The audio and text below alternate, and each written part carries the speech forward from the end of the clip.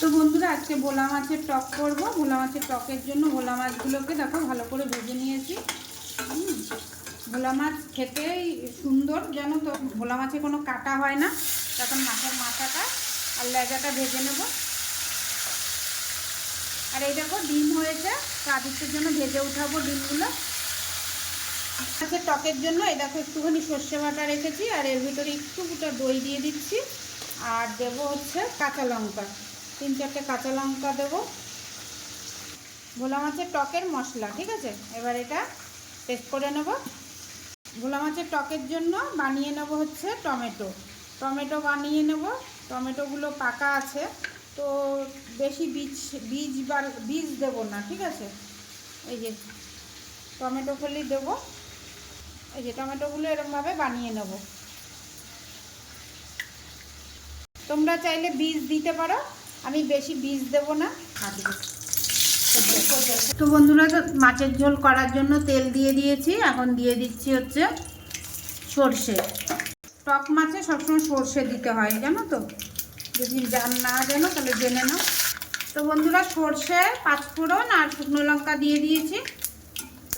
সর্ষেটা একটুখানি চটপট হয়ে গেছে। চলো এবার দিয়ে দেবো বানিয়ে রাখা টমেটো।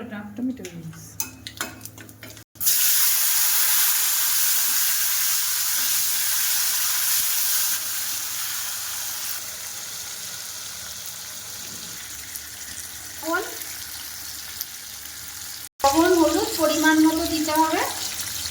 তো বন্ধুরা, এরকমভাবেও করা যায়। তোমরা যদি মশলা না দিতে চাও এরকমভাবে রাঁধতে পারো, ঠিক আছে। আমি একটুখানি মশলা দেবো, তাহলে মাছটা ভালো লাগে। কাঁচা লঙ্কা দিয়ে দিলাম 2টো।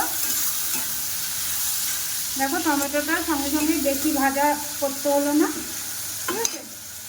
এবার দিয়ে দেবো মশলাটা, সর্ষে, কাঁচা লঙ্কা আর দই। তো বন্ধুরা, সর্ষে দিয়ে আমি বেশি কিন্তু কষাই না। তো দেখো হয়ে গেছে, এবার জল দেবো।